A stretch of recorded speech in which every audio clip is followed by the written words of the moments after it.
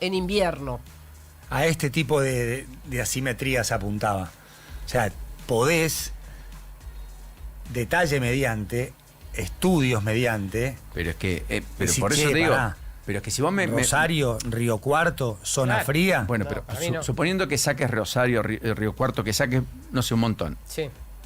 ¿Está bien? Yo hay cosas que, por eso digo, la ley son perfectibles. Sí. Lo perfecto es enemigo de lo posible. La decisión fue política. Antes, en la primera zona fría, la Patagonia, debajo de Sí. un paralelo determinado, porque debajo de ese paralelo y no debajo del otro, obvio. Sí. La pregunta del millón siempre que se hace un corte en algún punto, en algún momento, en algún lugar. ¿Está bien? Sí, hay que poner un límite. Bueno, entonces ahora decís, bueno, ¿podés corregirla? Bueno, sí, eso claro, va de suyo. Ahora el criterio de quitarlo porque necesito la plata para hacer caja desde el gobierno nacional, con la mirada solo puesta ahí. Pero Paulino, la caja la necesitas para, por ejemplo, mejorar las condiciones de las universidades. Por ejemplo, si la Corte falla a favor del gobierno, que es muy posible, ¿de dónde van a sacar la plata? En algún lado Por el tienen que gobierno recortar. no, contra el gobierno. Perdón, en contra del gobierno, van a necesitar dinero para pagarle mejor a todo para hacer infraestructura, para pagar mejor salarios a los docentes, etcétera. Ya lo hemos dicho. O sea, ¿de dónde van a sacar? Si todo sale para... es infinito. Pero sino- para eso está la discusión del presupuesto. El gobierno gobernó 2 años sin presupuesto, Juli. Hizo lo que quiso a gusto y piacere. Bueno, está bien. Gastó donde quiso, recortó en discapacidad, recortó en educación, recortó objetivamente en salarios públicos. Sí. Le pagó peor a los empleados públicos. Sí. En la idea de que hay mucha burocracia. Hizo un recorte, además. Hizo de organismos descentralizados. No está ni bien ni mal, son decisiones políticas, pero Bueno. lo hizo sin discusión de ley de presupuesto. 2 Está años. bien, pero discutieron un montón de otras cosas en el Congreso y gracias a Dios tenemos superávit y hoy la guerra nos impacta menos que otros países de la región y lo estamos viendo. Si no el dólar estaría en 1.000, 2.000, no sé en cuánto. Bueno, tampoco hubo devaluación de la moneda ni en Chile, ni en Brasil, ni en Uruguay, ni en Paraguay. Sí que no, sí que hubo. Te voy a traer un cuadro. Hubo depreciación de los precios de las monedas en toda la región, menos en la Argentina que se apreció contra el dólar. Ah, claro, correcto. No, Sí. no, perdón. Ok, pero quiero decir, no hubo impacto mayúsculo tampoco No, bueno, pero- hasta acá. No, pero Hasta todos acá. estos países que hicieron las cosas bien en el pasado, lo que sí ocurrió fue que pudieron, como vos dijiste, quitar impuestos. ¿Por qué? Porque ellos no tienen ese problema, pero nosotros venimos de otra situación. Yo estoy Eso es muy cierto, de Fran. acuerdo con el concepto de zona fría. En lo que no estoy de acuerdo es en la ampliación y en la asignación del concepto zona fría por motivos estrictamente políticos, como lo fue en su momento cuando impulsó el proyecto de ley Alberto Fernández. Tengo algunos mensajes. Lamtastic, por ejemplo, dice, perdón, por ruta está 6 horas, Bahía Blanca de Mar del Plata, 6 530 horas, mirá. kilómetros. 530 kilómetros. Pero Mirá. el tema pasa por la latitud. Ah, mirá que Bahía bueno. está en la misma latitud que Neuquén. Mira, no eh, sabía ese dato, qué buen dato. Pero este tipo de Claro. datos, de criterios que nos comparten los oyentes, deben formar parte del análisis. Ok, vamos a asignar el concepto zona fría, Sí. vamos a lanzar un proyecto de ley que se debata en el Congreso con los representantes del pueblo, diputados y representantes de las provincias, senadores. Bueno, ¿qué entendemos por zona fría? ¿Qué elementos debemos considerar para que este lugar forme parte del área llamada zona fría? Claro. Y creo que no se hizo en su momento. Tal cual. Que fue un revoleo político que alcanzó a Sí. mucha más gente y que también generó Sí. mucha asimetría de esas injustas. Creo que todas las asimetrías son, Sí. son injustas. Sí, sí, sí, sí. Eh, Muchas décadas de esto que vos decís. ¿Qué más? Y sí, te sumo el viento que hay que genera una baja de la sensación térmica en Bahía Blanca, dice Lamtastic. Claro. Después, por supuesto, hay discusiones en las que empezamos a mezclar los temas. Como dice Paulino, el dinero es fungible. Sí. No, este dinero debió haberse invertido para rutas en el impuesto a los combustibles y no se hace. Coincido, Perfecto. Ahora, coincido.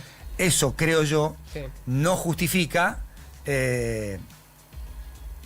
validar lo que hoy es la asignación de zonas frías, un espacio como consecuencia de la rosca política y que beneficia y afecta a lugares que en mi opinión no deberían estar allí. Sí, yo coincido. Así... Me parece muy interesante. Está buscando las zonas que se incluyeron. ¿Y las que se excluyeron? Y las que se excluyeron. Lo que pasa es que va a ser parte del debate parlamentario. Ahora se va a empezar a discutir, como decía hoy Paulino temprano, que es acertado. Los senadores van a tratar de defender a sus áreas. Entonces, si tienen intendentes que le están pidiendo el descuento en la factura de gas de sus ciudadanos, y van a tener que hacer escuchar oído a eso. Hoy el debate es en diputados, se espera 10 horas de debate. Imagínate. Está muy finito, pero yo creo que va a salir, creo que con modificaciones. Sí. Históricamente fueron Patagonia, Malargüe y La Puna los que estaban incluidos en zona fría. Exacto. Se extendió además el beneficio a cilindros, garrafas, gas propano a granel, más allá del servicio de red que reciben las casas, esto en 2021. Fundamental. Eso podría haber sido o podrá ser parte de las modificaciones que se establezcan. De 950.000 subsidios se pasaron a 4 millones, pero se creó allí el fondo fiduciario para no recargar sobre las cuentas públicas, que estableció lo que Julieta dice, el 7,5 en el resto de las tarifas de los habitantes que pagan el gas. Bueno, yo creo que es una discusión, y yo comparto, cada discusión es individual, efectivamente. Y es un tema de interés público. Sí, es un tema de interés público de primer orden. Y claro, que corresponde cubrirlo. Quizás hay otros temas que generan más impacto, más repercusión periodística, sí, pero no tanto y que la no gente, tienen claro, un alcance nacional como este. Este tiene un alcance muy fuerte, Sí, correcto. sí. Por los que tienen que pagar de más y por los que, digamos, están beneficiados por el subsidio. Mira, si vos tomás la ley previa al 2021, todo Córdoba pagará sin zona fría. Hoy 88% de los usuarios en Córdoba paga bajo el concepto de zona fría. Sí. Sí. Y si te vas a Ushuaia y le preguntas a un taxista, te va a decir que en la casa tiene 6 o 7 calefactores, tiro balanceado, prendidos todo el año, literal. Entonces, ¿por qué? Porque el gas a ellos les cuesta muy poco. Y vos acá te cuidás hasta el milímetro del gasto que haces. Sí. Porque sabés que te van a fajar cuando llega la factura. Y hay provincias en las que el gas de red prácticamente no existe. 4 provincias no directamente. tienen. Entre Ríos no tiene en muchas localidades gas de red. Formosa no tiene, Estamos acá nomás, Corrientes no tiene. Y Red también Troncal hay de una Gas. cuestión con la importación de gas natural licuado, También. de GNL. Sí, porque vos pensás que nosotros todavía podemos producir mucho gas, sobre todo en el invierno, y podés abastecer, pero no lo podés almacenar. No podés distribuir, claro. Claro, entonces lo que necesitas hoy, además de la distribución, es importar en barco lo que te falta, en parte para la industria, pero para los domicilios. Entonces nos cuesta caro. Ahora, pensemos en el futuro. Si sale bien el plan de Horacio Marín y de toda la comunidad energética, Sí. vamos a tener un gas regalado en 5 o 6 años. Es decir, que no vamos a tener más esta discusión. Prender gas es como el combustible en Estados Unidos, salvando las diferencias de hoy, ¿no? Porque hoy por la guerra aumentó, pero vos acordate que ibas a Estados Unidos el año pasado, cargabas un tanque de nafta y por ahí gastabas $20. Un tanque de más de 60 litros. Era muy económico respecto a toda América.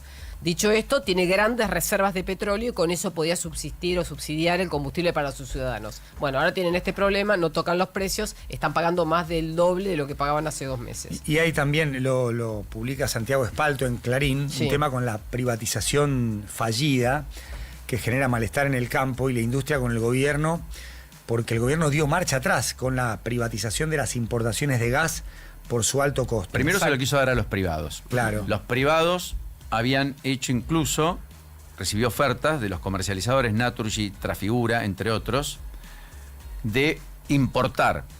El gobierno pensó que era mucho, desistió de eso, lo volvió a poner en manos de Enarsa, pero ahora para comprar paga 47% más caro. Sí. Ningún funcionario renunció, por mala praxis. Eso en el sector privado, te decía un libertario, significa afuera. No, Despido. y Enarsa Despido. informó que va a trasladar a la industria, a las centrales eléctricas y otros usuarios un mayor valor que el previsto. Exacto. Y por eso están en alerta en el norte por el corte del suministro de gas, que de hecho en los interrumpibles a partir de ayer está vigente. Sí. Las prestadoras, las distribuidoras, cuando tienen un fluido que entienden que está siendo muy demandado y por lo tanto no pueden abastecer a todos, le cortan a aquellos que tienen contratos interrumpibles, estaciones de servicio, empresas. Naturalmente ¿Qué? le pega de lleno después Claro. al costo de Que producción. hay que aclarar que para tener ese contrato vos pagás una diferencia, o sea, pagás menos el gas, o en este caso el suministro que es gas, Pues el menos el gas mes, que... el mes pasado el gobierno recibió ofertas de Naturgy y Trafigura. Sí, Ahora la empresa española con un precio de 4,5 por millón de BTU, que es la Correcto. unidad de Sí. energía, que incluía todo: costo de remolques, agenciamiento marítimo, el uso de la terminal Escobar, la regasificación, que es el proceso para convertir el gas líquido a gaseoso, sí. Exacto. y el uso del gasoducto para conectarlo con el sistema troncal. Pero el secretario de Coordinación de Energía y Minería, Daniel González, que además es mano derecha de Caputo, da de baja el proceso. ¿Por qué? Porque recibe un informe de NARSA, que es empresa pública, en el que se calculaba que el costo de la operación está en torno de 3,5 Claro. contra los 3,50. 4,51. Correcto. Sí, también estamos en un proceso de distorsión de los precios de los commodities. Entonces subió mucho el gas, Sí. que va a terminar bajando cuando Sí, esto pero se pará. calme. Pero... Tristán Socas, que es el que conduce De NARSA. NARSA, Sí. dice 3.50, le ofertaron a 4.50. La semana pasada el sector energético subasta la compra de Sí. 9 cargamentos de gas licuado para junio. ¿Y cuánto paga en ARSA? Y notifica que los costos asociados a esa regasificación y el resto de los servicios va a conllevar $5.16. O sea, Como pudo haber diría Maxwell comprado... Smart, le erró por un tantito así. Claro, el error. O Por sea, el doble casi. acá no está todo acorde al plan. No. De hecho, insisto, le ofertaron a 4.50. Dijo, eso es caro, vale Eso es 3.50. caro, vale 3.50 y resulta que es Hicieron la 5,16. licitación y terminan pagando 5,16. Hay que señalarlo, eso está bien. Eso es objetivamente un error de cálculo. Socas sigue Para al frente. empezar. Socas sigue Para al frente del pensar bien. Enargas. Sí, un 47,4% de lo previsto. Sí. Más allá de los precios, $16 del gas natural licuado, cuando antes estaba en $9. Sí. Entre otras Antes de la cuestiones, guerra. que es un 80% más. Pero eso, bueno, le pasó a todo el mundo, porque efectivamente Claro. el combustible creció. Bueno, en cualquiera de los casos yo creo que todo es discutible y es muy, muy sano. Hoy yo creo que el número va a estar. No tengo claro cuál va a ser el texto final, ni cuáles van a ser las zonas frías que se van a Va a recortar. haber letra chica, ¿no? Ni que la ley que salga hoy no tenga ninguna consideración política en... Claro. Pues sí, va a tener media Alrededor. sanción No, con modificaciones. incluso ahora con otra administración. Claro, correcto. Eh, Y con otras zonas que puedan ser incluidas, quiero decir, Sí. dentro de zonas frías tal vez el recorte no sea para todos, porque haya que negociar en el medio para conseguir los votos y entonces queden también como fruto de una decisión política, Claramente. tampoco sin ningún cuadro técnico, porque de vuelta, el gobierno, ¿cuál es el cuadro técnico que presenta para derogar la ley del 2021? ¿Cuál es el estudio y el análisis No, y los no, considerandos? No, sí, Por eso- justamente lo decía por eso. creo que es un tema lo suficientemente serio, profundo y de alcance nacional como para que la política no sea el único ni el principal argumento para tomar semejante decisión. Y tener un proyecto que contenga información, contexto y después sí. ¿Sabes qué? Me voy a meter de lleno, pero de lleno Sí, hoy en es que eso. es un tema apasionante. Y mañana, Dale, porque va a haber media sanción, entonces mañana discutimos con dale. elementos. ¿Vas a la cancha hoy?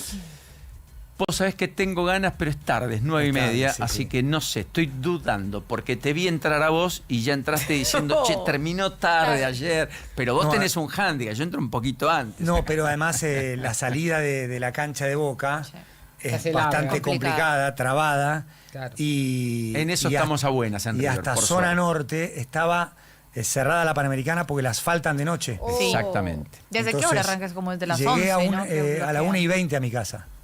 Salí a las 12, llegué 1:20. 1h15 a esa hora, No, habitualmente es es un un montón. trayecto de Y 40 además salimos minutos, demasiado media hora. cerca del partido y se arma como una liturgia de los hinchas de Boca en Famoso las cuello de botella. adyacencias. Están los micros, se comen un choripán, cantan, bailan. No importa el horario. Y está bien, pero por supuesto eso hace más lenta la salida para tomar, no sé, Montes de Oco, Patricios. Reconoceme en eso, River tiene un plus. No, River Sí, tiene en una los salida. accesos que tiene River, No, sí, puede salir impagable. con Aliento, Libertador, La acceso. Bruna. Sí. Lamentablemente es verdad. Pero una Accesos, pregunta, algún día amiga. tenemos que discutir por qué se hacen tan tarde los partidos. En otros países no se juega Esto es temprano. televisión. No, se Internacional. juega a 20:45, se juega a las 21. Televisación internacional, exigencias de las cadenas brasileñas, Ah, es por argentinas. eso. Sí. En todo caso, lo que podemos discutir es por qué el torneo local tiene partidos los domingos a las 22. No debería, por ejemplo. o que es 21:45. horario de verano ese. Claro, correcto. Sí. Está bien que Bueno, una vez... otro día un partido empezó 22:15. Por eso, un por disparate. una prórroga que no fue contemplada en su momento. Exacto. Bueno, River empezó 21:45. 21:45, sí. Terminás a las 12 de la noche, casi el lunes tenés que empezar muy temprano, justamente contemplando todo eso, llegas a tu casa, te dormís, etcétera. Me parece que es innecesario. En España, por ejemplo, el partido de Barcelona-Real Madrid empezó a las 9 de la noche. Verano, o primavera en realidad, Claro. y todavía Por el calor. era también. de día, tenías luz solar.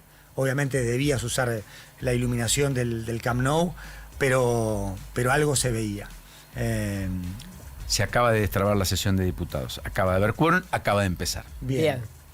Formalmente tenemos debate, mañana conclusiones. Es un placer charlar de estos temas. Sí, definitivamente. Gracias, buena mañana. Muchas gracias. Disfruten y lindo programa. La realidad te entrena a diario. Juan Pablo Barsky y Eleonora Pérez Caresi inician el juego para entenderla mejor. No somos nadie. Hasta las 14. Un nuevo punto de vista. En Now 97.9, tu nueva radio.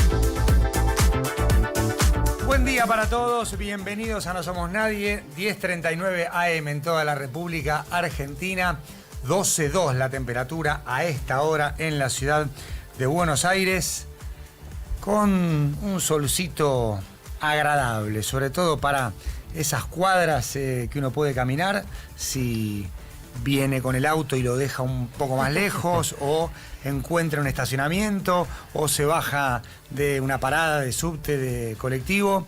Caminar esas 4 o 5 cuadras con el solcito pegándote en la cara. Y el airecito frío. Muy agradable, sí. Hoy no aguanté 3 minutos, pero le metí 2 de ducha fría. ¿Viste? ¿Cómo te sentiste? Como cierre, bien. El arranque es áspero. pasa. La sensación más desagradable son los primeros 30 segundos. Exacto. Después, no es que te acostumbras, pero lo vas llevando. Viste que no y te a parece los 2 tan minutos frío. dije, suficiente. por hoy. Suficiente. Está Sí, perfecto. Como cierre, no como apertura. Como cierre. O sea, es primero me mejor duché como a cierre. temperatura Agradable. caliente, sí.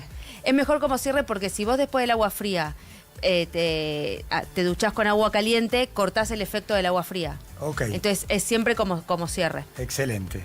Me encantó. Hoy lo hice. Después de la segunda noche consecutiva con poco descanso. Viene así Necesitabas la semana. un... No, viene así la semana, ya sé, ya. Shot energético. Ya toca. La que viene será más tranquila. Pero bueno, a disfrutar porque hacemos lo que nos gusta. Señor Mauro Embe, ¿cuál es el tema más importante de la agenda internacional? Bolivia cada vez más complicada, protestas masivas, un gobierno que si bien está acorralado sigue resistiendo y un canciller de la Argentina, Pablo Quirno, que declaró respecto del envío de un Hércules C-130 para ayuda sobre todo alimenticia, con alimentos a la población civil y que Evo Morales calificó de una intromisión extranjera al acusar al gobierno de Milei, está mandando militares y policías. Así que vamos a estar ampliando estas declaraciones y un análisis que podemos hacer de la situación en Bolivia al día de hoy. Sí, obviamente Evo Morales, franco opositor al gobierno de Rodrigo Paz. Sí. O sea, hay una excelente relación entre los gobiernos de Bolivia y Argentina. El que reacciona frente a ese vínculo es Evo Morales. Evo que Morales, tiene entre su otros. propio proceso judicial abierto. Sí, y que ya lo fue citado por segunda vez para comparecer ante la justicia y se ordenó su captura tras no aparecer, ¿no? Euge Mucio. Ayer estuvo la Unión Industrial Argentina con Luis Caputo, otra reunión en la que le plantearon estas dos velocidades de la economía y cómo la actividad industrial está muy rezagada, pero también, y lo que me parece más interesante, pensando en este frío del que estábamos hablando y el invierno que se viene, el tema del gas. En la industria están muy preocupados por lo que pueda llegar a pasar con el gas en el invierno, no solo por un sobreprecio que saltó en el costo de regasificar el GNL importado, sino también porque quienes no puedan pagar ese costo más alto que de por sí ya viene con los efectos de la guerra, quizás no puedan operar o tengan que suspender o tengan que de alguna forma hacer algún tipo de plan de contingencia que va a afectar la productividad y el empleo sobre todo. Así que vamos a charlar un poco de eso. Ele. Olvídate de tus metas, lo dijo Arnold Schwarzenegger, que tiene un blog que es espectacular porque todos los días te llega un newsletter con Mirá. una motivación distinta. Y ayer se viralizó este mensaje donde él habla de su entrenamiento. Arnold Schwarzenegger está por cumplir 79 años. Entonces dice, olvídate de tus metas y obtené una victoria cada día. Ese es el mensaje del que vamos a hablar hoy respecto al ejercicio y respecto a Arnold Schwarzenegger, que a los 79 años sigue entrenando como si tuviese 20. No, levanta peso. Impresionante. Sí. Barbie. Bueno, ayer fui a ver Secreto en la Montaña, fue la función para prensa tal? e invitados.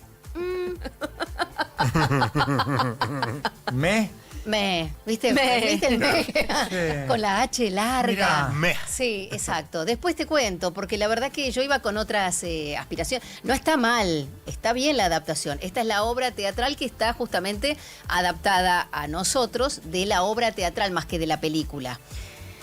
Pero esperaba un poquito más. Igual cuando las funciones de teatro van cambiando día tras día, Sí. son diferentes. Eso te quería preguntar. Sí. La función de prensa tiene Un ese condimento, condicionante, sí. pero después me imagino que la obra va fluyendo, más allá de lo Totalmente. que ensayan, que debe ser mucho. Claro. Estar con público es otra cosa, aún para Sí. actores con experiencia como Lamote y Vicuña. Claro que sí. Noté incluso que estaban desparejos ellos en cuanto a energía en el escenario. Pero bueno, esas cosas se pueden ir ajustando. Se van ajustando. Así que bueno, vamos a estar hablando de ellos. Y también estuve en un set visit, que es la visita a un set de rodaje ayer. Y también estuvimos charlando con protagonistas de una serie que se viene. 10:44 en toda la República Argentina. Vamos a hablar del supermartes futbolero con mucha acción de Copa Libertadores, con la consagración de Arsenal, cuyo video institucional celebrando el primer título en 22 años es hermoso porque arranca con Arsène Wenger, el entrenador de aquellos invencibles campeones invictos, y cierra con un mensaje de Mikel Arteta, que por supuesto fue grabado y no se le ve la cara. ¿Por qué? Porque tenían que tener listo el video, pero tampoco Arteta podía exponerse a decir somos campeones cuando todavía no había llegado ese momento. Arsenal se consagró ayer porque empató 1-1 Manchester City con Bournemouth, quedó con 4 de ventaja, falta una fecha y será imposible para los de Pep Guardiola alcanzar a Arsenal. Pero me gustó mucho el video de Arsenal campeón con muchos momentos de la temporada, muy linda música, algunos testimonios emocionantes de hinchas que se acercaron a los futbolistas en determinados momentos de la campaña. Estuvo muy lindo, así que vamos a hablar de la Copa Libertadores, de lo que marca el reglamento, del error ayer, creo que más del VAR que de Valenzuela, porque el VAR, y hoy con los diálogos nos damos cuenta, lo llama a Valenzuela a revisar algo que no debe haber sido revisado. Desde el concepto global, error claro, obvio y evidente, hasta la jugada en particular y hasta la interpretación de la mano. Tengo el reglamento acá y ninguno de los puntos por los cuales se debe cobrar una mano aparece en la infracción de Delgado. Tampoco me parece mano la de Romero, la del final. El tema es que el jugador de Boca lo encara al árbitro y le dice, si viste la de Romero, la de Delgado y la cobraste, por lo menos tenés que ir a ver la de Romero. Claro. Pero el error fue haber cobrado la de Delgado. Y el error, insisto, parte del VAR, porque Valenzuela cobra gol después de una excelente definición de Merentiel.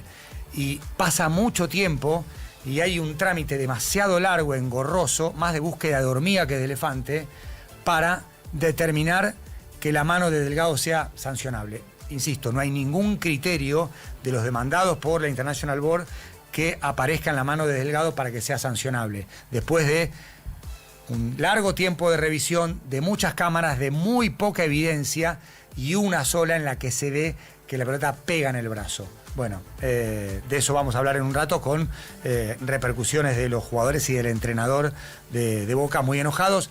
Boca, si le gana a Católica, se va a clasificar, pero por supuesto deberá cumplir con esa obligación la semana que viene.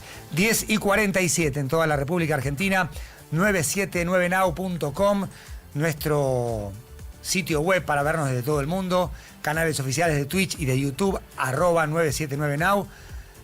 Estamos por tele en el canal 85 de Flow y en el 21.1 de TDA. Tenemos una aplicación disponible para Android y para iOS. Nos puedes escuchar y nos puedes ver y puedes escuchar las canciones también, que en YouTube no por la restricción ya mencionada. Nuestras redes son @979now y nuestro WhatsApp 11 80 600 979.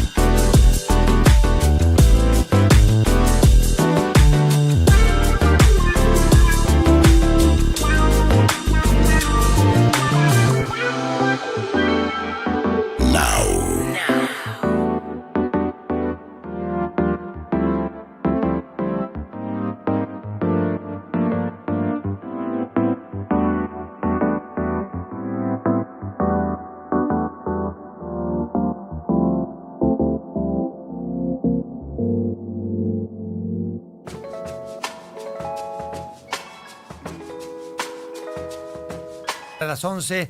Bienvenida Romy Wiener con el reporte de tránsito de la hora. ¿Cómo va todo? ¿Cuántos problemas tenemos? Buen día, Juan Pablo. Bueno, es una mañana que en estos momentos ya lleva acumulado 15 choques dentro de Capital Federal y sigue muy lenta la circulación en estos momentos sobre la traza de General Paz, sobre todo el primer tramo entre Lugano y Devoto, y además entre Saavedra y Núñez, que es al final, todo en sentido hacia Lugones, hacia la cancha de River. La Panamericana ya está bastante despejada, con un tránsito constante, pero no tiene demoras de consideración. Sí lenta la circulación en la autopista Perito Moreno, desde el peaje Avellaneda a mano a la autopista 25 de Mayo, y lo mismo sucede en Delepiane, a la altura de Villa Lugano, todo rumbo al centro porteño. Se espera una manifestación de momento sobre la traza de General Paz a la altura de Avenida San Martín.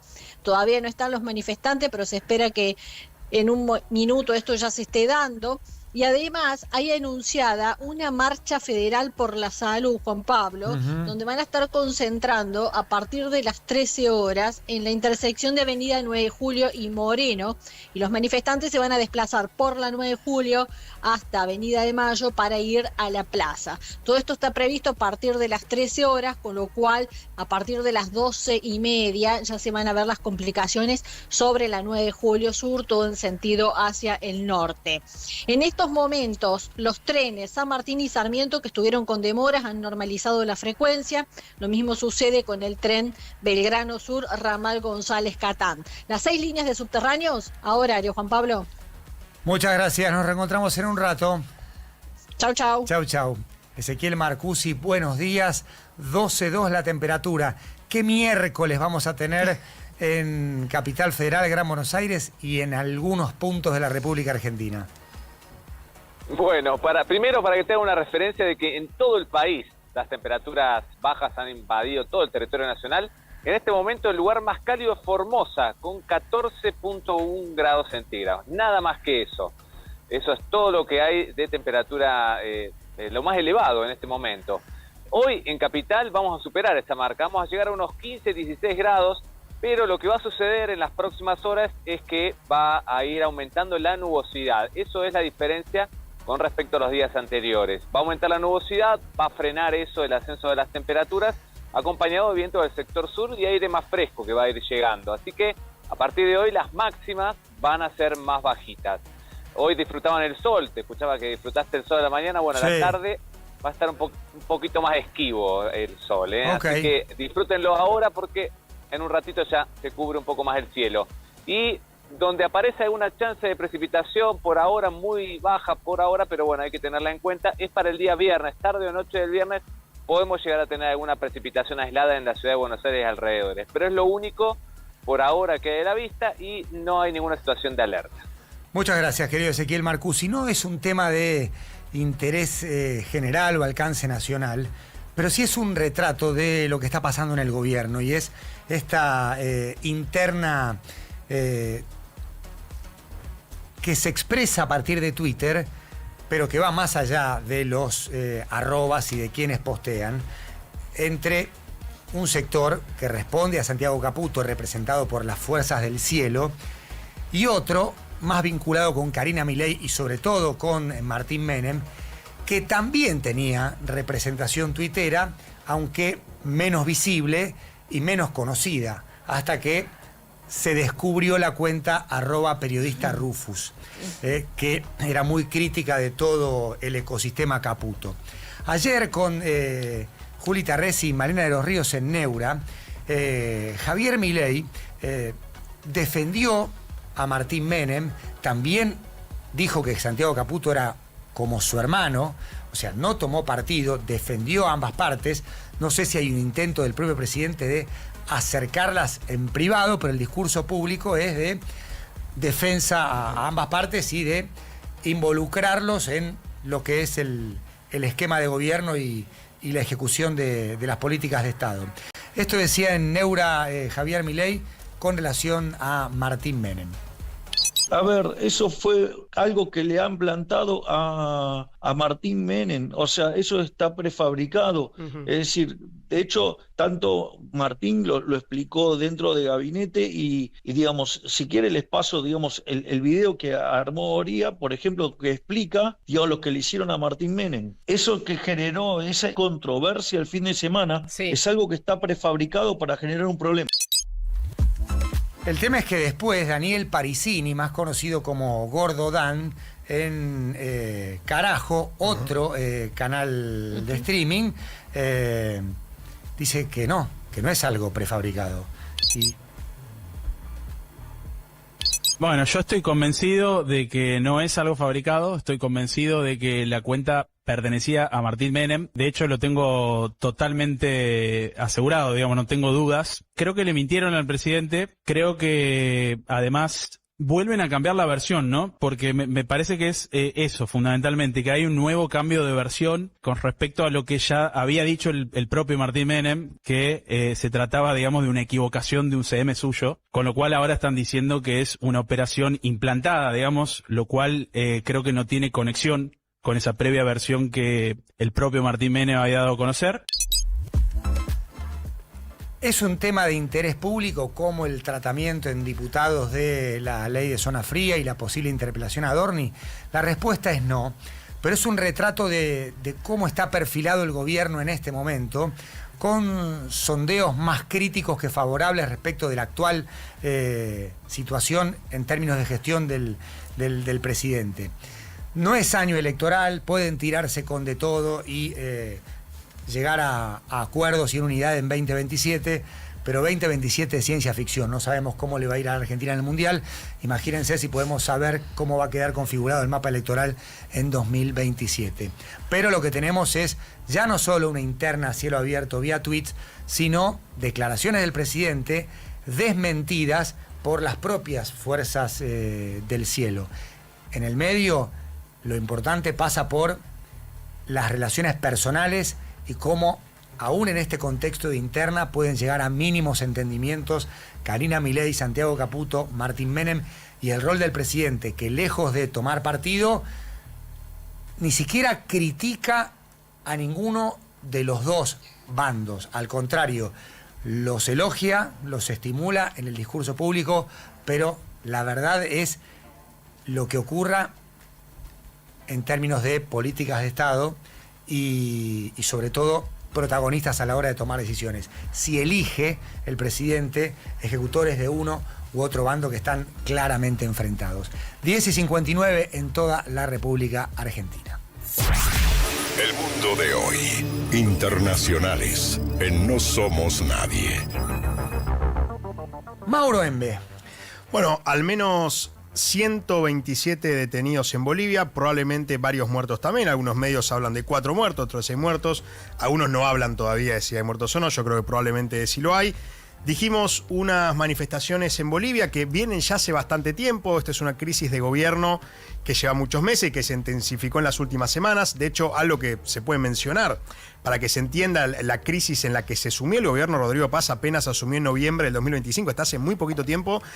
A pocas semanas de haber iniciado el gobierno ya hubo una ruptura del presidente Rodrigo Paz con Edman Lara, su vicepresidente, cuando quitó los subsidios al combustible, que fue uno de los primeros, si se quiere, condimentos que llevó a esta protesta, ¿no? El tema de los combustibles, los camioneros y demás. Ahí es cuando empezó uno de tantos grupos que se está manifestando al día de hoy, que el último, si se quiere, además, bueno, de los colectivos, ya habríamos dicho, la ley de reforma agraria, con campesinos indígenas también, el pedido nuevamente de captura de Evo Morales, que eso habría movilizado a los colectivos evistas para criticar al gobierno, y en muchos casos que ya están pidiendo la renuncia de Rodrigo Paz, que por supuesto, dependiendo de la tendencia política que uno vea en las manifestaciones, incluso también en los medios que lo cubren, para algunos es un intento de desestabilización, para otros es un intento de golpe de Estado, y para otros son manifestaciones. Por supuesto, depende del punto de vista.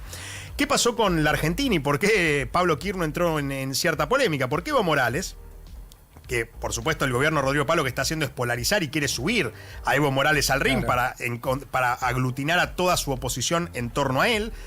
Evo Morales denunció que la Argentina, que había comunicado que iba a enviar un Hércules C-130, que es un avión de cargo, ¿no? hacia Bolivia para ayudar en su momento durante una semana a Santa Cruz de la Sierra a la provisión de alimentos a las ciudades sitiadas hoy por los manifestantes. Evo Morales denunció que la Argentina quería enviar policías y militares. Y quien recogió el guante para responder a las declaraciones fue Pablo Kirchner, el canciller de la Argentina. No es verdad para nada. Evidentemente, además, esto comprueba lo que es ese eje del mal, porque se pasan por medios argentinos, hoy claramente, que también sabemos dónde están, diciendo barbaridades para tratar de justificar acciones de la propia oposición en Bolivia para desestabilizar un gobierno. O sea, Argentina ha contribuido a pedido del gobierno boliviano con un avión Hércules para ayudar a transportar alimentos. Ya hemos transportado más de 80 toneladas de alimentos, que son alimentos bolivianos. O sea, eso es otra cosa que hay que aclarar para justamente poder saltar el bloqueo que está realizando la gente que simpatiza con Evo Morales. Un canciller que se alinea no solo con el gobierno argentino, sino con el gobierno Rodrigo Paz, y dice: fuimos a ayudar, y en todo caso, para transportar alimento boliviano, y una vez más sube Evo Morales al ring. Porque dice, son los colectivos evistas aquellos que están realizando estas manifestaciones, ¿no? Es una situación, por lo menos en términos de narrativa, de win-win. Le sirve a Morales y también le sirve al gobierno de Rodrigo Paz, en este caso defendido o respaldado por el gobierno argentino a través del canciller Kirchner. Sí sirve porque, claro, es como el gobierno boliviano encuentra un único opositor o enemigo, si se quiere, para combatir en este caso, al menos retóricamente, también las manifestaciones, y por el lado de Morales, si es que quiere también, encuentra nuevamente una posibilidad de volver a tener más influencia política de la que ya tenía después de su enfrentamiento con Arce, ¿no? con el expresidente, que si bien era del MAS, del movimiento al socialismo, con Evo tuvo muchos choques. Otra persona que también apoyó al gobierno, como ya hemos dicho, el gobierno de los Estados Unidos, el vicesecretario de Estado Christopher Landau, dijo que hay un golpe de Estado en curso en Bolivia. No, fue tajante, o sea que hay en curso un golpe de Estado, y fue un apoyo inequívoco al gobierno de Rodrigo Paz, al que se sumaron Argentina, Chile, Costa Rica, Ecuador, Guatemala, Panamá, Paraguay y Perú, que son gobiernos que hoy tienen un tinte político parecido, apoyando al gobierno de Rodrigo Paz, preocupados por la crisis humanitaria y que rechazan toda acción orientada a desestabilizar el orden democrático y alterar la institucionalidad. Del otro lado, uno ve que el gobierno boliviano el día de hoy expulsó a la embajadora colombiana del gobierno de Gustavo Petro, que es opositor, o si se quiere, contrario ideológicamente al gobierno de Rodrigo Paz, y que supuestamente, según las declaraciones de oficialistas bolivianas, apoyó las manifestaciones. Entonces estamos en un conflicto en Bolivia donde retóricamente se suman otros gobiernos, pero que sin dudas no va a terminar seguramente con un Evo Morales coordinando toda la situación, y que el gobierno probablemente tenga que reprimir incluso más, porque estas manifestaciones ya están siendo muy duras, las ciudades principales, sobre todo La Paz, están sitiadas, y esta situación no se arregla hablando solo con un actor, porque está la Confederación Obrera Boliviana, no solo están los colectivos evistas, camioneros, hay indígenas y campesinos, hay un conjunto de actores que el gobierno boliviano va a tener que ser muy hábil y pragmático a la hora de dialogar para terminar y destrabar el conflicto, ¿no? 11:04 en toda la República Argentina. El gobierno de Milei obtuvo quórum en diputados y por supuesto, intenta avanzar con la reforma del esquema de subsidios por zona fría, es algo que debatimos ardorosamente con Paulino y Juli durante el pase. Por supuesto que está el tema del impacto fiscal del régimen, las diferencias políticas en el Congreso. Se trata la ley hojarasca y un paquete de proyectos con el que el oficialismo quiere bloquear una sesión posterior convocada por la oposición para interpelar al jefe de gabinete Manuel Adorni. No vamos a hacer papelones con el reglamento bajo mi presidencia, dijo Martín Menem, presidente de la Cámara de Diputados. No puede haber sesiones simultáneas. No vamos a discutir el tema de la interpretación de Adorni. No vamos a hacer papelones ni mamarrachos con el reglamento, la Constitución y las cámaras, los antecedentes de esta Cámara, bajo mi presidencia. La intención de Gerardo Martínez, el jefe del bloque del kirchnerismo, es también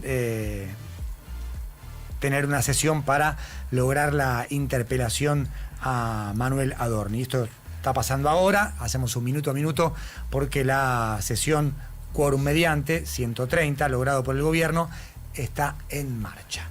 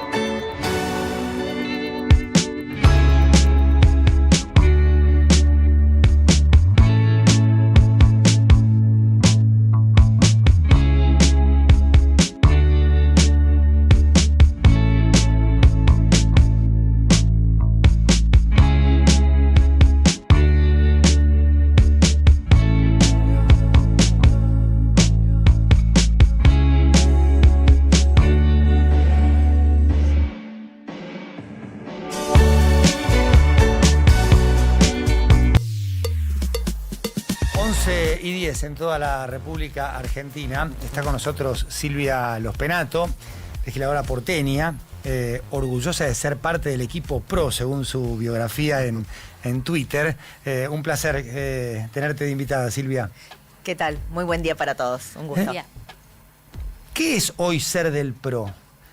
En términos de postura frente al gobierno, postura frente al kirchnerismo, postura frente a los aspectos republicanos, la política macroeconómica. ¿Qué es hoy ser del PRO? Bueno, en realidad ser del PRO es lo mismo que fue siempre. Digamos, para nosotros el PRO es un partido que ya tiene más de 20 años, un partido que defiende ideas liberales, sumamente republicano, ¿no? Y que tiene como principal motor de lo que nosotros le ofrecemos a la sociedad la gestión pública. Nosotros creemos que en los lugares donde gobierna el PRO la gente vive mejor y esa es nuestra propuesta, tratar de transformar los lugares para que mejore la calidad de vida de las personas que habitan esos lugares. Puede ser un municipio, una provincia, una ciudad como la ciudad de Buenos Aires o el país en el momento en que nos tocó. Y eso creo que es lo que nos define. ¿Y hoy qué nos define respecto del gobierno del presidente Milei? Bueno, en la parte económica nosotros compartimos muchas de las ideas que el presidente Milei tiene en relación a la macroeconomía, ¿no? Era lo mismo que decía el presidente Macri. De hecho, yo quiero decir que una de las cosas, probablemente uno de los activos importantes que tiene el gobierno del presidente Milei es la experiencia del gobierno del presidente Macri, porque yo siento que nosotros empezamos a dar muchas discusiones que en ese momento no se saldaron, pero que con los años la sociedad argentina entendió que eran necesarias. Por ejemplo, el ajuste de las tarifas públicas. ¿No hay Milei sin Macri? Es difícil contestar esa pregunta, pero lo que sí sé es que las transformaciones que pudo hacer, o el ajuste, te diría más que las transformaciones, el ajuste de la economía, que era necesario porque la economía argentina venía acumulando déficits durante muchos años y esos déficits se traducen en inflación, ¿no? Porque a veces parecería que hay una desconexión en la gente está, digamos, dice no quiere que haya inflación, pero cuando hablamos del déficit y sí, mantener el equilibrio fiscal cuesta, nos cuesta a todos y entonces es menos simpático decir, digamos, equilibrio fiscal que decir baja de la inflación. Pero las dos cosas están vinculadas. Hay inflación porque hay emisión para cubrir déficits fiscales permanentes. Bueno, cuando nosotros decíamos eso hace unos cuantos años, allá por el 2015 con el presidente Macri, era más difícil. La sociedad pedía un cambio después de 12 años de kirchnerismo, un cambio muy vinculado a lo institucional, ¿no? Un cambio vinculado a lo republicano, pero más no había vinculado a lo institucional republicano que lo económico. Exacto, no había una demanda económica en ese momento y de hecho había una crisis asintomática.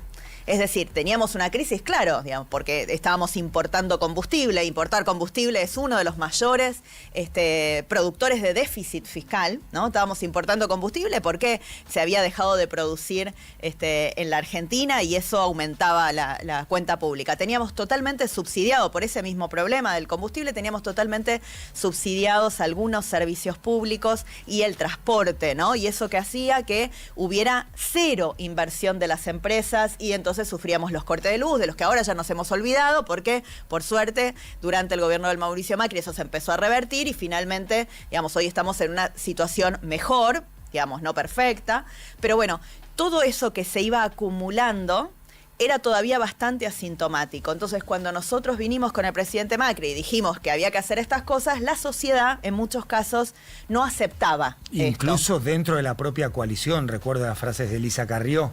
Dentro de la propia coalición tuvimos resistencias con la sociedad y tuvimos resistencia judicial, porque también nos olvidamos rápido los argentinos, pero el primer ajuste de las tarifas fue frenado durante meses por una cautelar de la justicia, ¿no? Que no permitió hacer, digamos, yo ahora me llama la atención escuchar que algunos quieran comparar el gobierno del presidente Macri con el del presidente Milei sin reconocer que sin el gobierno del presidente Macri muchas de estas discusiones hubieran empezado de cero. Y no empezaron de cero porque nosotros mostramos cuál era el camino.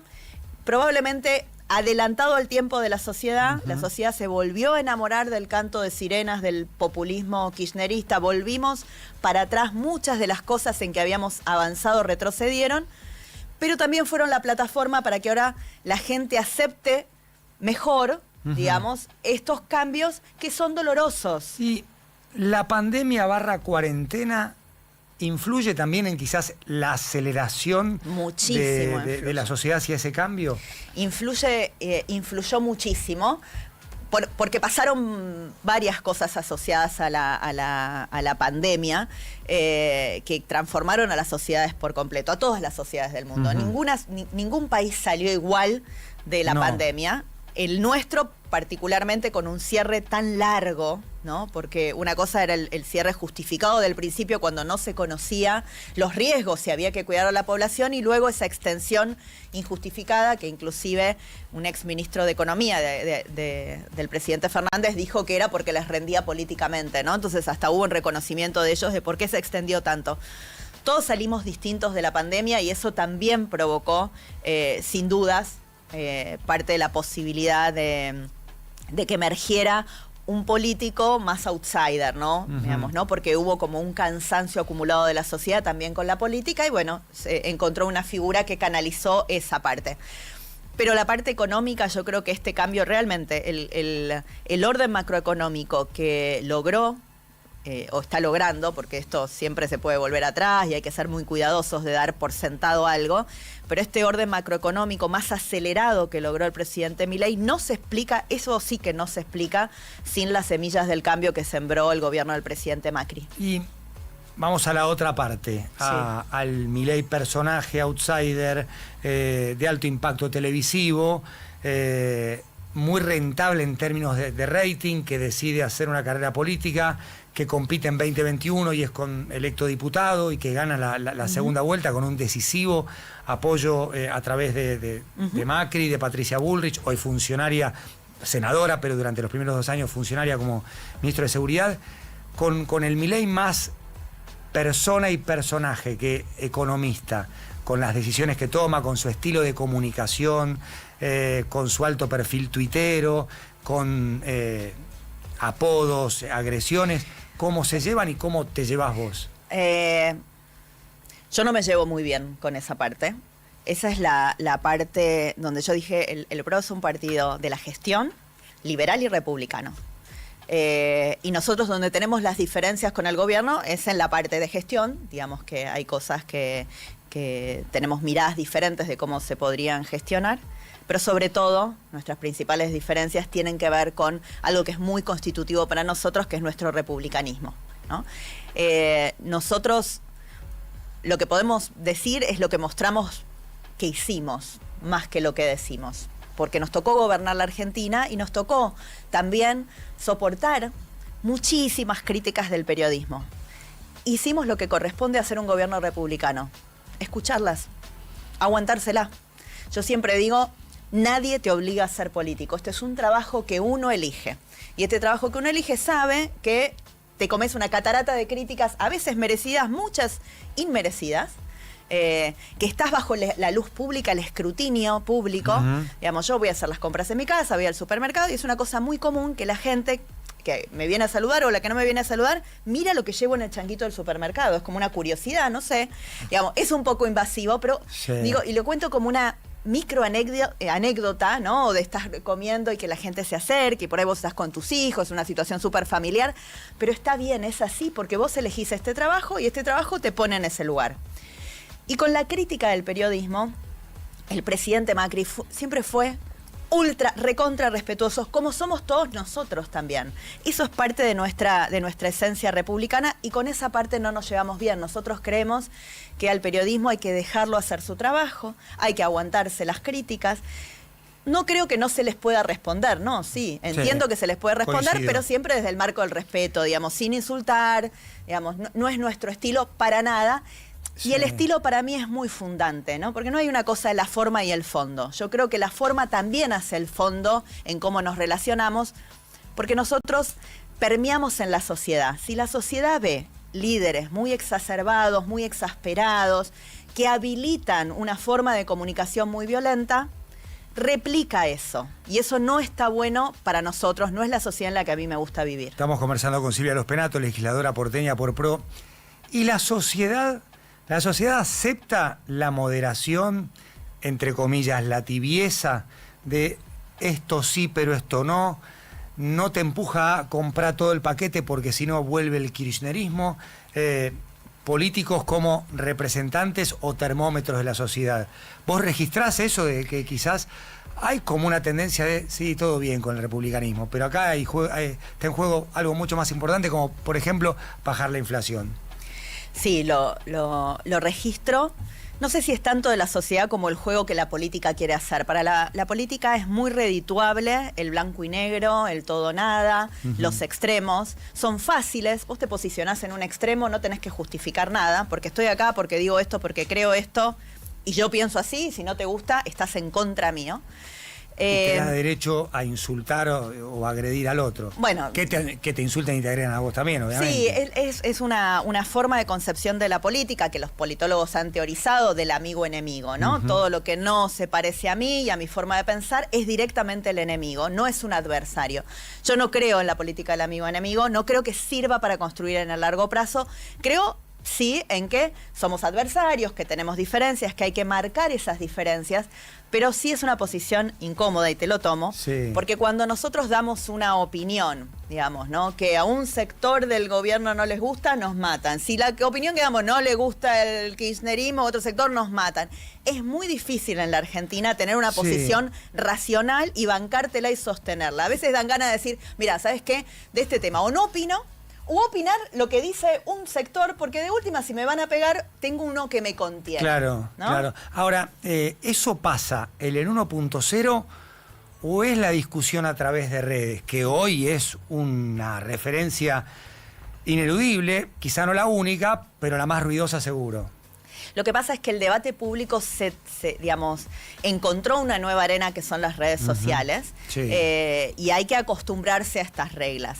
Luego, en el 1 a 1, en la gente no pasa esto. Eso es la verdad, digamos, ¿no? La gente vive una vida bastante más sencilla, menos complicada que los rebusques de las redes y, por suerte, muchísimo menos violenta, ¿no? Las cosas que se animan a decir las personas detrás del anonimato, por suerte, no las dicen en vivo, en la calle y caminando, porque sería esto una batalla campal. ¿Ustedes se imaginan si esta guerra que estuvimos viendo estos últimos días se diera física en el mundo físico? ¿Qué tendríamos? ¿Funcionarios que entre sí se están golpeando en la calle? Bueno, por suerte se insultan por redes sociales nada más. Y con esto no convalido que lo hagan porque creo que están distrayéndose de lo que deben hacer y que no está bueno. Los venía escuchando en lo que venían comentando antes de este fin de semana. Pero por suerte es en este mundo virtual y no se traslada completamente a lo real. Ahora, ojo con eso, porque nosotros somos una generación híbrida, ¿no? Habitamos los dos mundos. Analógico y digital. Exactamente, pero tenemos una generación, la de mis hijas, que es muchísimo más digital que nosotros y que entonces a veces pueden creer que esa es la conversación real, ¿no? Sobre todo cuando son chicos. Las redes sociales son un problema con los que los padres tenemos que lidiar, ¿no? Lo que escuchan nuestros hijos ahí, el nivel de violencia que viven en las redes sociales y cómo nosotros podemos protegerlos ahí, que es bastante más difícil de cómo estamos acostumbrados a protegerlos en el mundo físico. ¿Qué tiene que hacer PRO en 2027? ¿O es demasiado temprano pensar Tiene en que eso? Tener una propuesta. Yo ahí no creo que sea temprano para decirlo. Una propuesta alternativa, competir con propios candidatos. Tiene que tener una propuesta propia. Alternativa, depende de quién la mire, ¿no? Pero alternativa respecto de kirchnerismo y el partido gobernante, o sea, propia, digamos. Yo creo que el PRO tiene que tener una propuesta propia, porque hoy esta oferta que nosotros tenemos no está perfectamente representada en ninguna otro partido político, ¿no?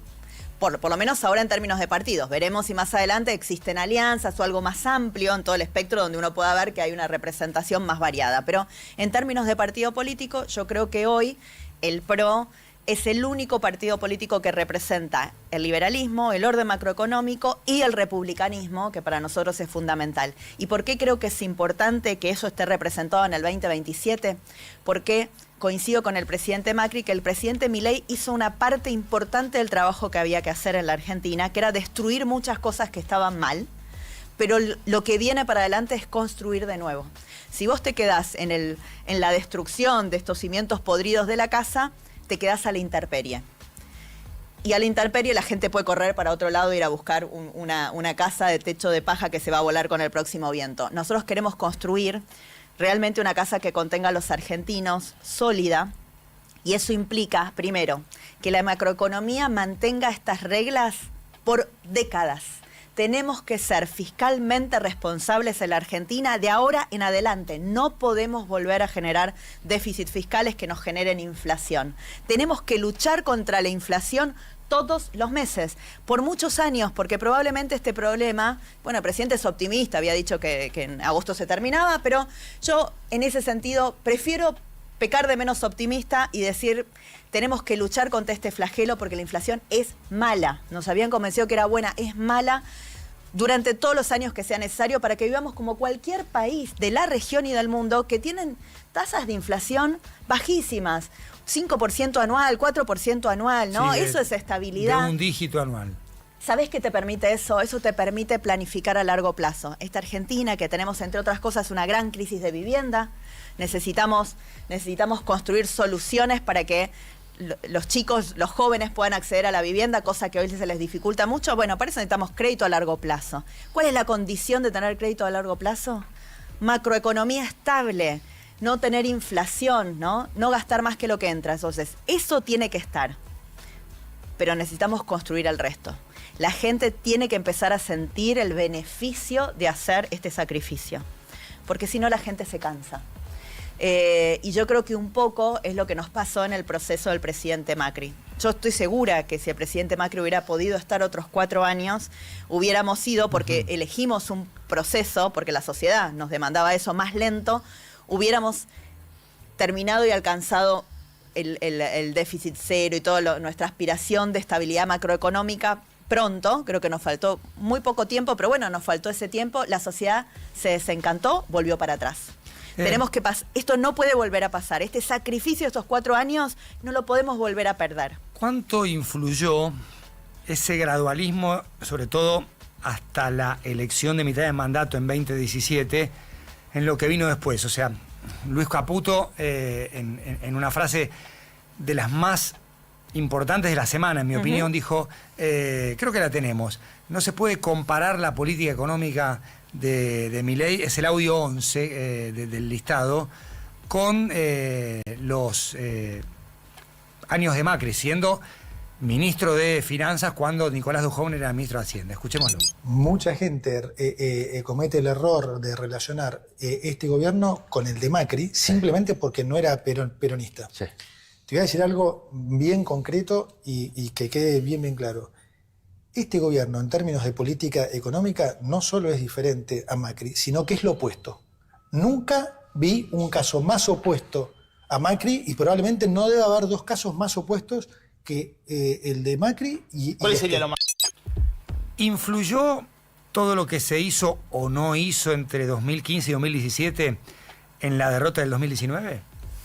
No, bueno, entre 2015 y 2017, digamos, nosotros tuvimos un resultado electoral fabuloso en 2017. O sea, ganamos en casi todo el país, sacamos el 41% de los votos, con lo cual decir que, digamos, con que un déficit fiscal que no se compensó tanto con relación al exacto, al que fue más lento. Teníamos distintas condiciones. La primera, digo, las principales diferencias, uno, no había una sociedad que recibió al presidente Milei, me acuerdo, en la plaza cantando, no hay plata, no hay plata. No, cuando nosotros nos recibimos, la gente pedía más cosas, ¿no? Decía, no hay plata. Así que la demanda social era fuerte, sobre todo acostumbrado de 12 años de populismo que te da hoy robándotelo de mañana, ¿no? Pero te da. Entonces la demanda social estaba súper activa, no había este reclamo de austeridad pública en ese momento. Teníamos una situación institucional completamente diferente también, hay que recordar. No solamente que cuando quisimos aumentar las tarifas nos las frenó la justicia y eso nos demoró el plan, digamos, de reducción del déficit vía el aumento de las tarifas durante muchos meses, sino que además, antes de asumir el presidente Macri y después de años de que la Corte no resolviera una deuda que tenía la nación con las provincias, le hicieron pagar al presidente Macri. Ayer miraba un informe para ver cuánto había sido y el costo total, sumado al año 2015, era 8,5 puntos del PBI. Una resolución judicial. Por supuesto que no se pagó todo junto, se hizo un acuerdo y se fue pagando, pero llegamos al gobierno y nos cobraron una cuenta de Cristina Fernández de Kirchner equivalente a 8,5 puntos del PBI al presidente Macri antes de asumir. Y también tomamos algunas decisiones que algunos criticaron después. A mí me hacen que eran absolutamente justas. Durante el gobierno de Cristina Fernández de Kirchner se apelaban todos los fallos de los jubilados y no se actualizaban las jubilaciones. Eso hacía que había una inflación tremenda judicial de fallo de los jubilados. Nosotros hicimos la reparación histórica. ¿Y qué hicimos? Le pagamos toda la deuda que tenían con los jubilados durante todo el kirchnerismo.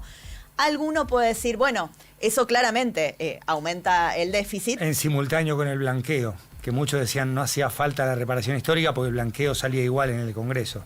Claro, sí, digamos, dos cosas distintas, ¿no? Los blanqueos, que es todo un tema, algún día si quieren hablamos. Sí. Yo no soy muy fan de todas esas políticas porque creo que el contribuyente cumplidor siempre siente cada vez que hay un nuevo blanqueo y todo esto que...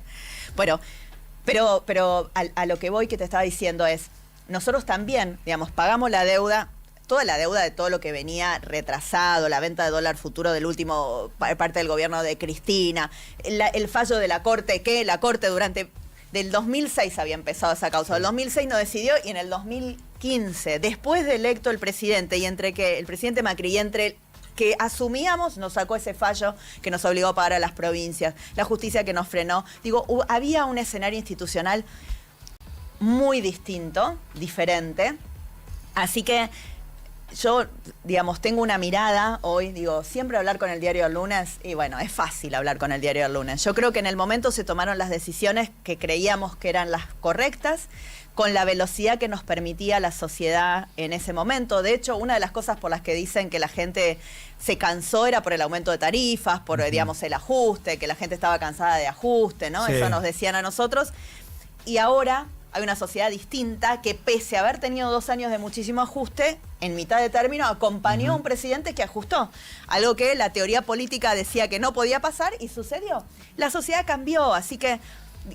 Y lo otro que le diría a Luis Caputo es lo que decíamos al principio. No solamente la sociedad era distinta, institucionalmente tuvimos un montón también de trabas, de barreras y de cosas que ir resolviendo, sino que ellos hoy tienen y heredaron las semillas del cambio del presidente Macri. Y sería la verdad que justo, honesto, intelectualmente reconocer eso, ¿no? Reconocer que muchas de las cosas que quisimos hacer en su momento no fueron comprendidas y valoradas socialmente y que el presidente Macri en mucho, yo creo que estuvo adelantado a este tiempo social, que la pandemia aceleró, que el gobierno, mal gobierno, pésimo de Alberto Fernández también aceleró. Digo, fueron cosas, pero creo que hacer por lo menos ese reconocimiento hubiera estado bien. Silvia, un placer haberte tenido aquí en el programa. Gracias. Por favor, muchas gracias a ustedes. Silvia Lospenato, legisladora porteña de PRO, pasó por No Somos Nadie, 11:33 en toda la República Argentina.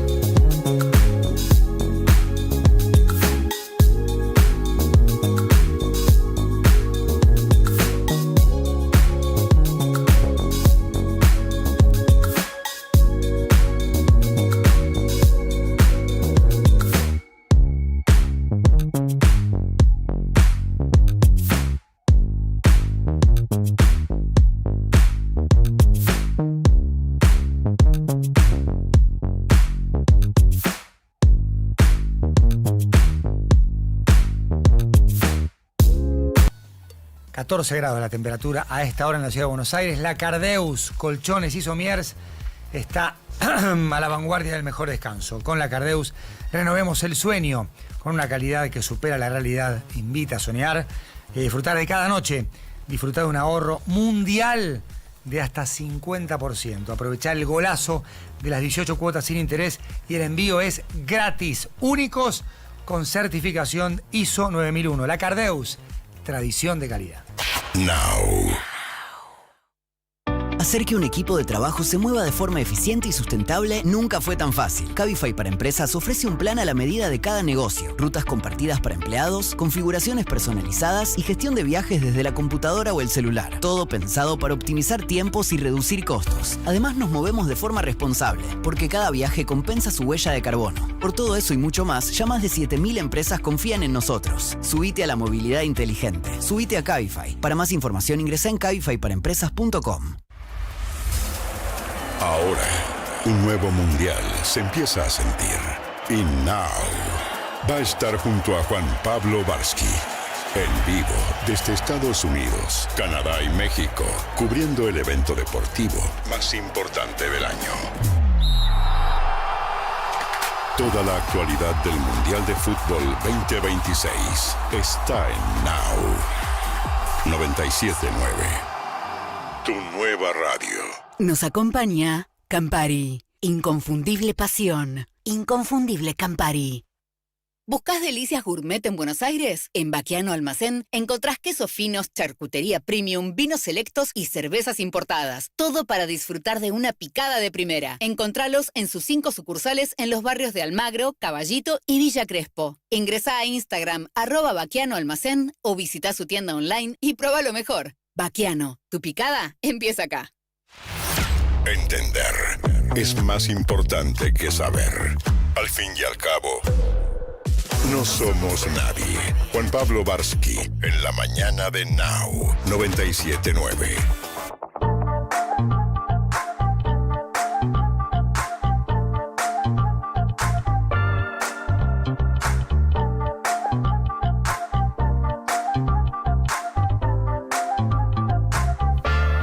Y 39, vamos a arrancar la ronda informativa con Euge Mucio. Euge. Bueno, ayer salió el índice de precios mayoristas de abril, después de la inflación de abril que fue más baja, después del pico, ¿no? De 3,4% de marzo, pero el índice de precios mayoristas dio la sorpresa ahí porque la variación mensual fue del 5,2%.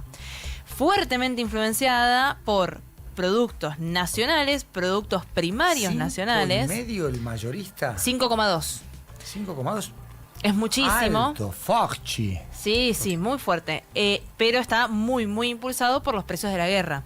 Porque de hecho, lo que impulsó fue productos nacionales, un 5,3%, y dentro de productos nacionales, productos primarios, 9,8%.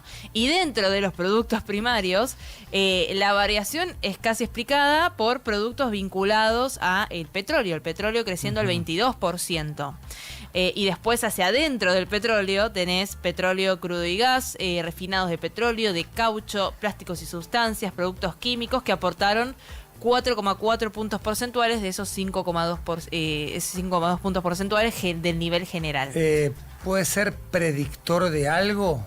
En su momento lo era. Sí. Me acuerdo que mirabas el mayorista y decías, viene bien para el minorista del mes siguiente y no viene bien. Bueno, ahí hay una discusión económica y de hecho, más allá de la discusión económica, ahora hay una discusión tuitera de los economistas más cercanos al pensamiento de Milei y los menos cercanos al pensamiento de Milei. ¿Por qué? Porque meses anteriores, cuando la inflación dio 0,9, la mayorista, arrancaban con que ahora esto se iba a trasladar a la inflación minorista y que iba a arrancar con 0. Bueno, en agosto del 2019, el índice mayorista da 1% y viene la PASO. Sí. Boom. Y o sea, no hubo ninguna predicción posible o favorable porque la PASO rompió todo, aquella PASO de agosto del 2019. Claro, bueno, ahora la discusión está en, entonces, ¿esto se traslada o no se traslada al índice de precios minoristas? Lo técnico acá es lo siguiente. en el IPC que medimos todos los meses, hay bienes y hay servicios. El índice de precios mayoristas tiene bienes nada más, no mide servicios. Entonces, es complejo decir que se puede trasladar de lleno, porque si de repente al mes siguiente tuviste subsidios extraordinarios a la energía o un salto tarifario que te hace mover el índice minorista para arriba o para abajo, entonces el índice de precios mayoristas no te sirvió nada para predecir. Entonces no hay ahí un vínculo lineal, sobre todo también porque hay otros factores. El índice de precios mayoristas aboca sobre todo a industrias, a el mayorista en sí, ¿no? A las empresas y demás. Entonces es esa unidad productiva la que toma la decisión de trasladar o no ese costo y cómo lo traslada, y si hay una demanda que convalide ese traslado a precios, por ejemplo. Entonces no es tan predictor, pero sí es un costo que asumen las grandes empresas. Entonces 5,2% por los efectos de la guerra, sobre todo. De hecho, ayer salió Luis Caputo diciendo, excluyendo esas 4 categorías relacionadas con el shock externo, la variación del resto del índice se estima en torno al 1,1% del mes, con un 4,4% acumulado hasta abril y 23% interanual. Sí es cierto que la interanual de los precios mayoristas está por debajo del minorista, en 30,8%, y la acumulada también en 11,6%, cuando tenés 12 y 32 en ambos índices en el minorista. Así que de esta manera sí van a tener un alto costo las industrias, que de hecho vamos a hablar de eso después, respecto de la energía sobre todo. Pero no es lineal el traslado a los precios que ves en la góndola. Muchas gracias, Eugen Mucio. Eleonora Pérez Caresi. Tenemos que hablar del antivirus y un brote fuera de temporada en la provincia de Buenos Aires. El informe que publicaron en el Boletín Epidemiológico Bonaerense informa que subieron en un 50% la cantidad de casos en la provincia, con 7 muertos y 18 casos confirmados en lo que va del año. Y este dato, ¿por qué es importante? Porque en 2025 la cantidad de muertes en todo el año fueron de 12 muertes y la cantidad de casos confirmados en todo el año fue de 37 casos.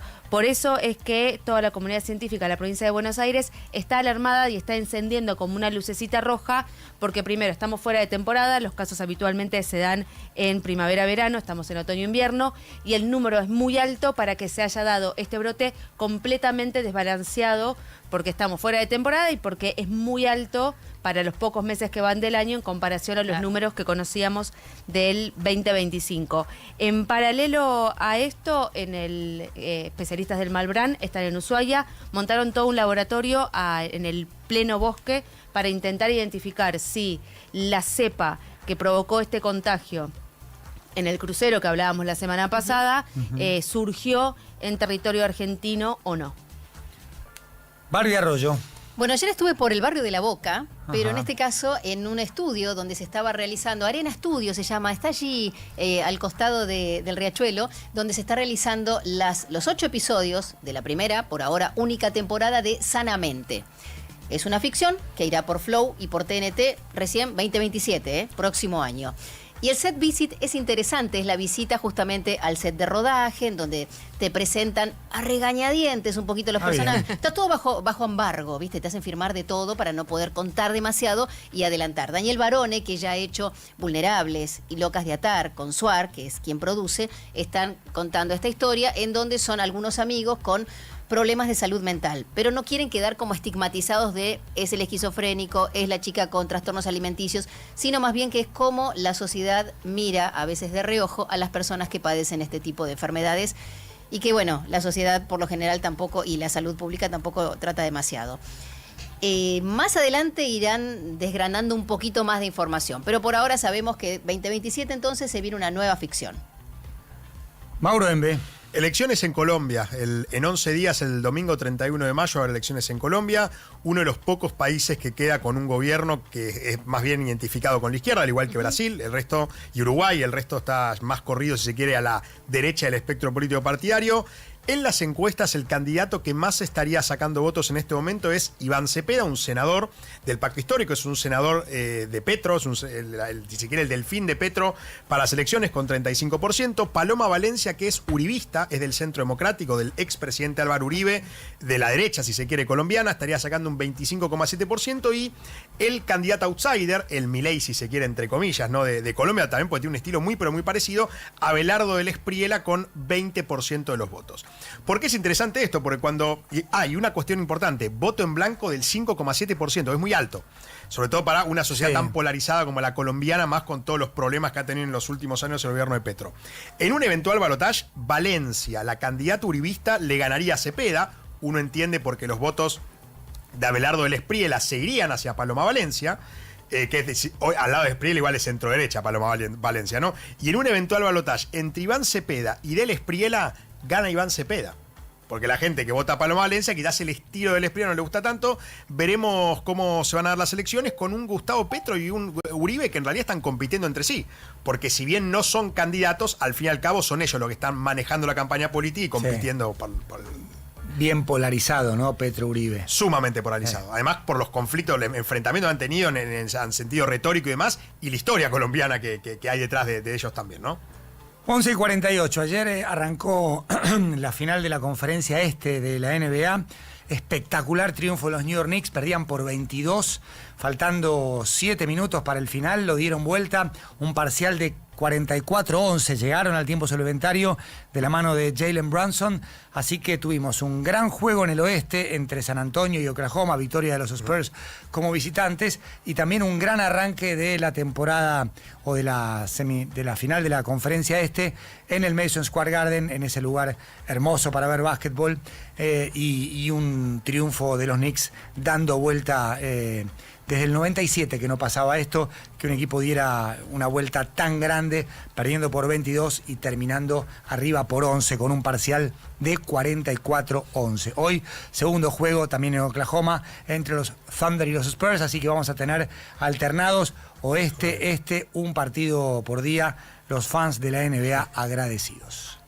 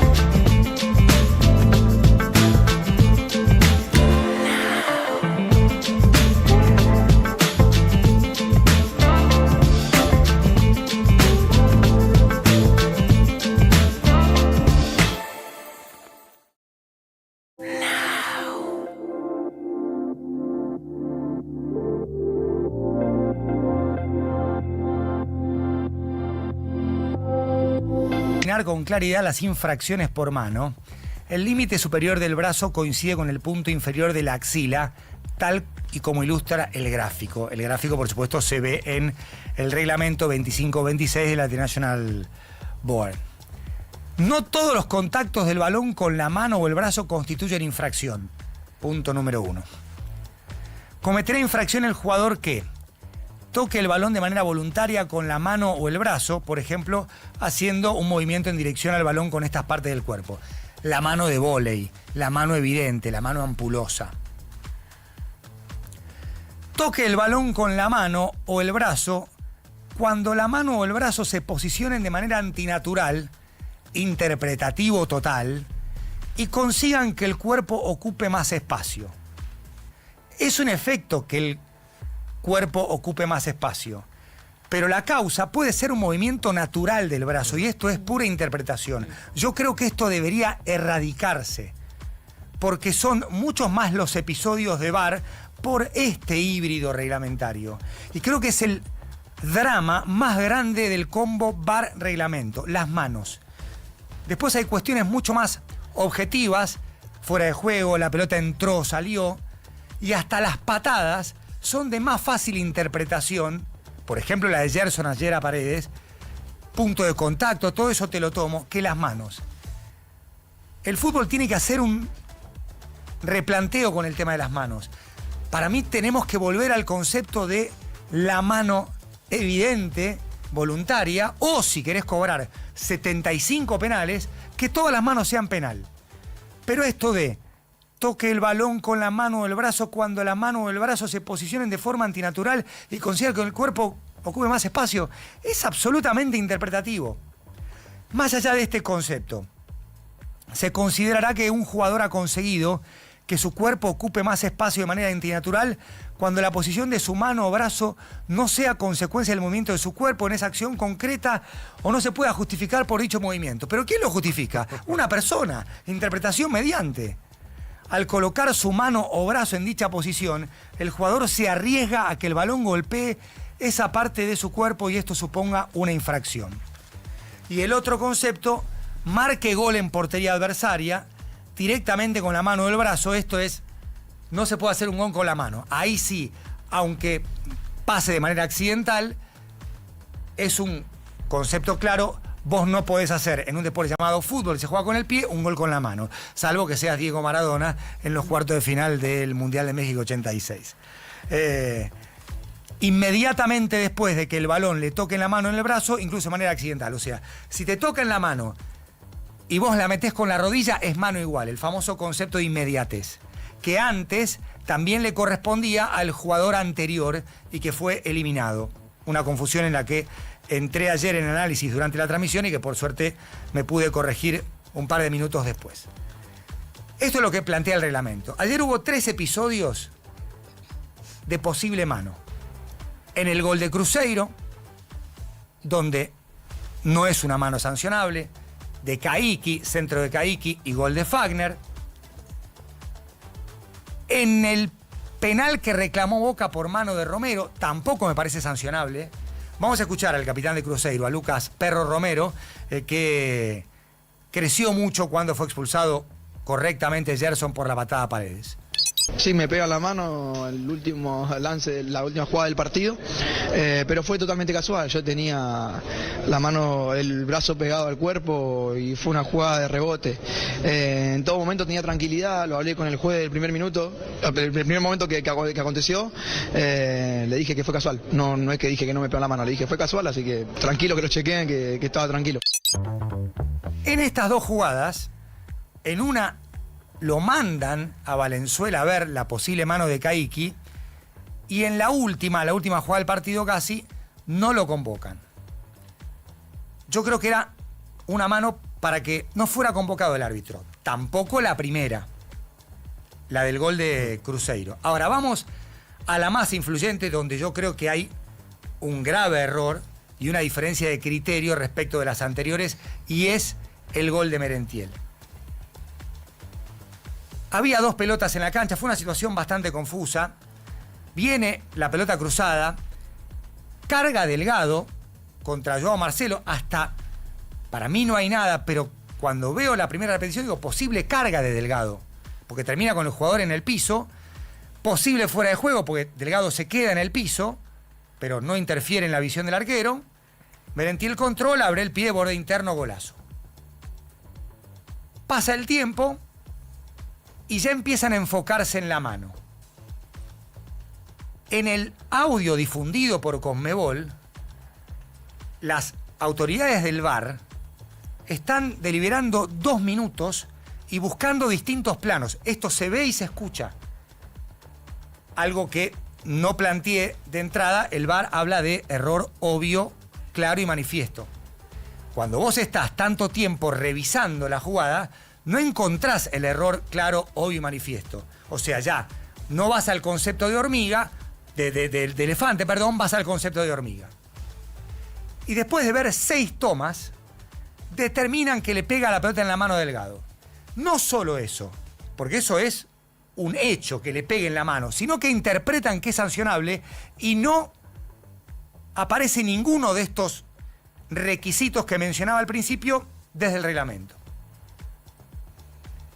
La única confusión posible era, bueno, con el concepto de inmediatez anterior, que como después la jugada termina en gol y el anterior futbolista era Delgado, podía sancionarse y ya ahí no se aplicaba el criterio de la mano separada del cuerpo, aumentar volumen y ocupar más espacio, sino esto de la inmediatez que ahora solo corresponde al futbolista que hace el gol.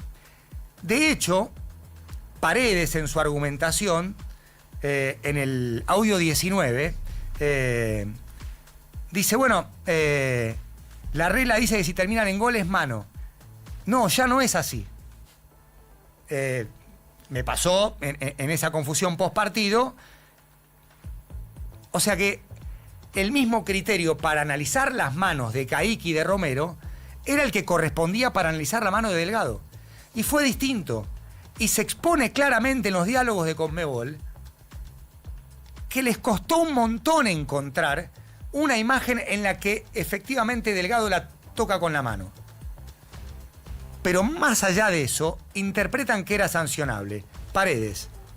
Yo creo que esa es la más clara de todo. Después la Delgado, porque la regla dice que si termina en gol es mano, pero la última es muy rara que ni siquiera la vaya a ver después. Que puede decir si es penal o no, si es intencional o no, pero que no lo vayan a ver es raro. Pero como digo, no es la primera que pasa, inclusive pasó lo mismo, porque cuando uno se echaron a Barreiro también no era ni siquiera foul, ninguna lado jugada, pero bueno, como dije recién, lo bueno es que depende de nosotros y vamos a hacer lo mejor posible. También tenemos el audio de Paredes cuando dice tenés que ir a verla. Claro, para ir a verla lo tiene que llamar el VAR al árbitro. Y el VAR no lo convocó. Tras haberlo convocado, para 2 manos, la de Caicki y la de Delgado, que tampoco merecían revisión ni convocatoria porque no eran manos, ninguna de las 3. Por eso, el tema de las manos es un drama. Además de la generación de polémica, quejas, reclamos, conspiraciones. Pero es lo que realmente termina desvirtuando la intervención del VAR, que en lugar de reparar injusticias, las termina promoviendo con este criterio tan blando, tan híbrido de las manos. Paredes ayer con Valenzuela, obviamente más nervioso.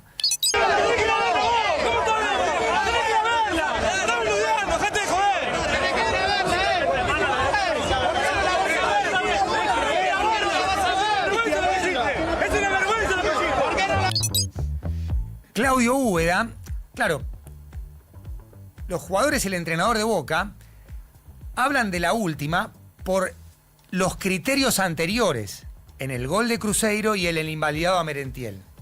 Pero en realidad no debió haber ido en ninguno de los 3 casos y debió haber cobrado el gol de Merentiel. Obviamente que por cómo se dieron las cosas, en Boca hacen hincapié en la no revisión de la última. Fundamentalmente la última jugada que fue clarísima, que tranquilamente debería por lo menos haber esperado y ir a revisar, y en ese momento apresuró y terminó el partido. La verdad que me sorprende que por lo menos no haya ido a revisión esa jugada, y se haya tomado el tiempo necesario, porque es una jugada, bueno, ustedes la vieron, no hay objeción de nada para ver que fue mano. Ninguna de las manos era sancionable y tenemos ahí un problema, una línea del juego. Boca mereció ganar, Otavio fue la figura de la cancha, el arquero. Boca tuvo 25 minutos muy buenos, marcó un gol, pudo haber anotado otro, creo que el 2-0 hubiera estado bien. Después hubo un contraste inexplicable entre el primer tiempo y el arranque del segundo, le dejó de manejar la pelota a Cruzeiro, pero no a 70 metros de break, sino en los últimos 30, con Gerson, Mateus Pereira, armaron la jugada de los laterales, vino el gol de Fagner. Le costó reaccionar. La patada de Gerson a Paredes cambia el desarrollo y lo pone a Boca en partido. Y después con Ceballos tuvo oportunidades claras para llevarse el triunfo que mereció largamente. El empate lo deja en posición incómoda, pero si le gana a Católica, pase lo que pase el jueves con Católica y Barcelona, va a llegar a 10 puntos y se va a clasificar. Puede clasificarse segundo si Cruzeiro gana su partido frente a Barcelona de Guayaquil en Belo Horizonte. Cruzeiro llegaría a 11, Boca con 10 queda segundo. O sea, Boca tiene que ganar la Católica para no depender de otros resultados y otras combinaciones y clasificarse. Si le gana Católica y Cruzeiro no le gana a Barcelona, puede clasificarse primero. Pero debió haberse llevado más allá de estas jugadas polémicas, porque fue superior a su adversario, aún con un inexplicable arranque, esos 20 minutos del segundo tiempo en los que parecía otro equipo respecto del dominante y que había controlado todo el juego en la primera mitad. 12:04 en toda la República Argentina.